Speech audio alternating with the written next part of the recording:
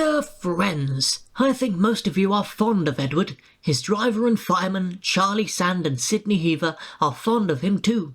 They were very pleased when they knew I was giving Edward a book all to himself. Edward is old, and some of the other engines were rude about the clanking noise he made as he did his work. They aren't rude now. These stories tell you why. The author.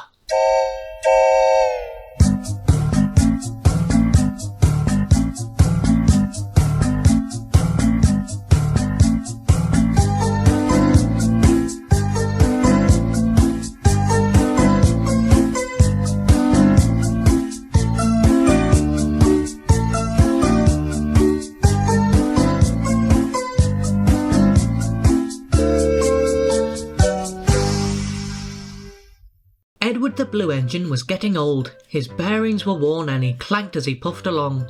He was taking 20 empty cattle trucks to a market town. The sun shone, the birds sang, and some cows grazed in a field by the line. "Come on, come on, come on," puffed Edward. "Oh, oh, oh, oh, oh," screamed the trucks. Edward puffed and clanked, the trucks rattled and screamed. The cows were not used to trains, the noise and smoke disturbed them. They twitched up their tails and ran. They galloped across the field, broke through the fence and charged the train between the 13th and 14th trucks. The coupling broke and the last 7 trucks left the rails. They were not damaged and stayed upright. They ran for a short way along the sleepers before stopping. Edward felt a jerk but didn't take much notice. He was used to trucks. Bother those trucks, he thought, why can't they come quietly? He ran on to the next station before either he or his driver realised what had happened. When Gordon and Henry heard about the accident, they laughed and laughed. "Fancy allowing cows to break his train. They wouldn't dare do that to us. We'd show them," they boasted. Edward pretended not to mind, but Toby was cross. "You couldn't help it, Edward," he said. "They've never met cows. I have, and I know the trouble they are." Some days later, Gordon rushed through Edward's station. He whistled, "Mind the cows." "Ha ha ha ha ha ha," he chortled, panting up the hill. "Hurry, hurry, hurry," puffed Gordon. "Don't make such a fuss, don't make such a fuss," grumbled the coaches. They rumbled over the viaduct and roared through the next station. A long straight stretch of line lay ahead. In the distance was a bridge. It had high parapets each side. It seemed to Gordon that there was something on the bridge. His driver thought so too. "Whoa, Gordon," he said, and shut off steam. "Puh," said Gordon, "it's only a cow." "Shoo, shoo," he hissed, moving slowly onto the bridge, but the cow wouldn't shoo. She'd lost her calf and felt lonely. "Mrrr," she said sadly, walking towards him. Gordon stopped.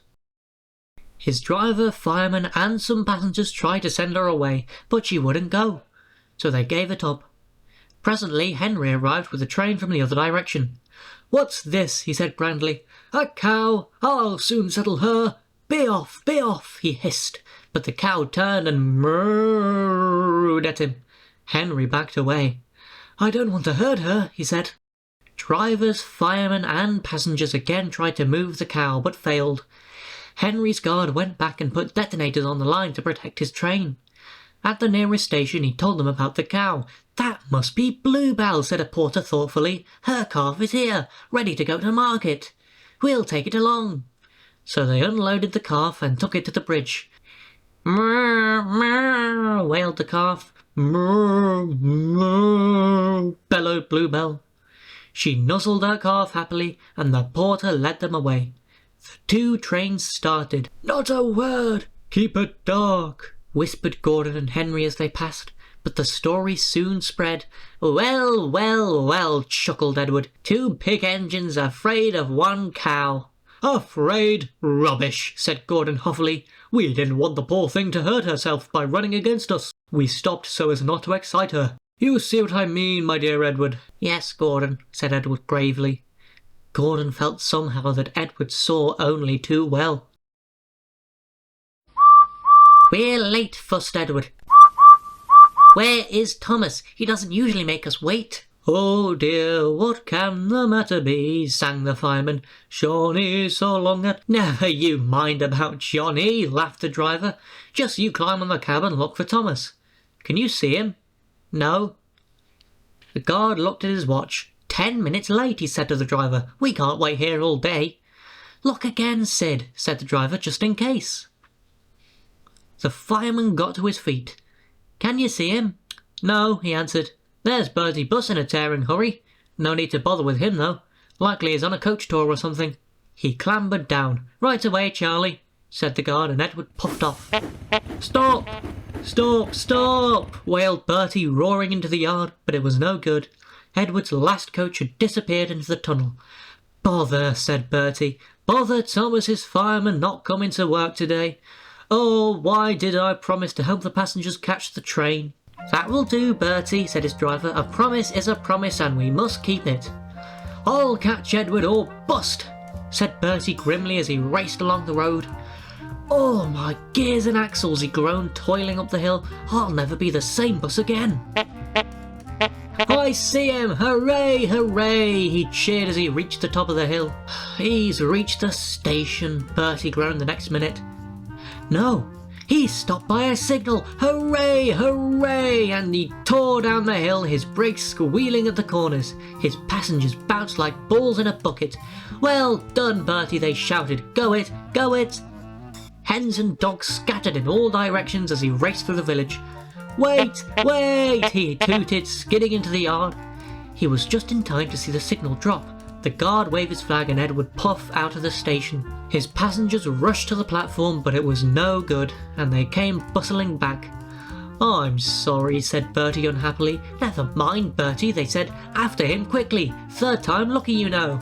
Do you think we'll catch him at the next station, driver? There's a good chance, he answered. Our road keeps close to the line and we can climb hills better than Edward. He thought for a minute.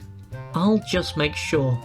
He then spoke to the station master while the passengers waited impatiently in the bus. This hill is too steep, this hill is too steep, grumbled the coaches as Edward snorted in front. They reached the top at last and ran smoothly into the station. Whistled Edward. Get in quickly, please. The porters and people hurried, and Edward impatiently waited to start. Whistled the guard, and Edward's driver looked back, but the flag didn't wave. There was a distant and the station master, running across, snatched the green flag out of the guard's hand. Then everything seemed to happen at once. Bellowed Bertie. His passengers poured onto the platform and scrambled into the train. The station master told the guard and driver what had happened, and Edward listened. I'm sorry about the chase, Bertie, he said. My fault, panted Bertie. Late at junction.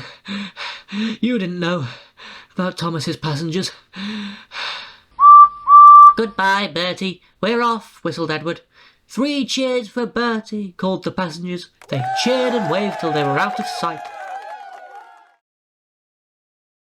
There is a scrapyard near Edward's station. It is full of rusty old cars and machinery. They are brought there to be broken up. The pieces are loaded into trucks, and Edward pulls them to the steel works where they are melted down and used again. One day Edward saw a traction engine in the yard. Hello, he said. You're not broken and rusty. What are you doing here? I'm Trevor, said the traction engine sadly. They're going to break me up next week. What a shame, said Edward.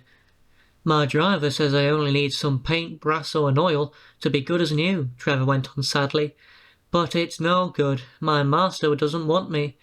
I suppose it's because I'm old-fashioned. Edward snorted indignantly. People say I'm old-fashioned, but I don't care. The Fat Controller says I'm a useful engine. My driver says I'm useful too, replied Trevor. I sometimes feel ill, but I don't give up like these tractors. I struggle on and finish the job. I've never broken down in my life, he ended proudly. What work did you do? Asked Edward kindly. My master would send us from farm to farm. We threshed the corn, hauled logs, sawed timber, and did lots of other work. We made friends at all the farms and saw them every year. The children loved to see us come. They followed us in crowds and watched us all day long. My driver would sometimes give them rides. Trevor shut his eyes, remembering. I like children, he said simply. Oh yes, I like children. Broken up, what a shame, broken up, what a shame, clanked Edward as he went back to work. I must help Trevor, I must. He thought of the people he knew who liked engines. Edward had lots of friends, but strangely none of them had room for a traction engine at home. It's a shame, he hissed as he brought his coaches to the station. Then he whistled. Why didn't I think of him before? Waiting there on the platform was the very person. Morning, Charlie. Morning, Sid. Hello, Edward. You look upset. What's the matter, Charlie? He asked the driver. There's a traction engine in the scrapyard, Vicar. He'll be broken up next week. And it's a shame. Jem Cole says he never drove a better engine. Do save him, sir. You've got room, sir. Yes, Edward, I've got room, laughed the vicar, but I don't need a traction engine. He'll saw wood and give children rides. Oh, do buy him, sir, please. We'll see, said the vicar, and climbed into the train. Jem Cole came on Saturday afternoon. The Reverend's coming to see you, Trevor. Maybe he'll buy you. Do you think he will? Asked Trevor hopefully. He will when I've lit your fire and cleaned you up, said Jem. When the vicar and his two boys arrived in the evening, Trevor was blowing off steam. He hadn't felt so happy for months. Watch this, Reverence, called Jem, and Trevor chuffed happily about the yard. Oh, Daddy, do buy him, pleaded the boys, jumping up and down in their excitement. Now I'll try, and the vicar climbed up beside Jem. Show your paces, Trevor, he said, and drove him about the yard. Then he went into the office and came out smiling. I've got him cheap, Jem, cheap. D'you hear that, Trevor? Cried Jem. The Reverend saved you, and you'll live at the vicarage now. Whistled Trevor happily. Will you drive him home for me, Jem? And take these scallywags with you. They won't want to come in the car when there's a traction engine to ride on.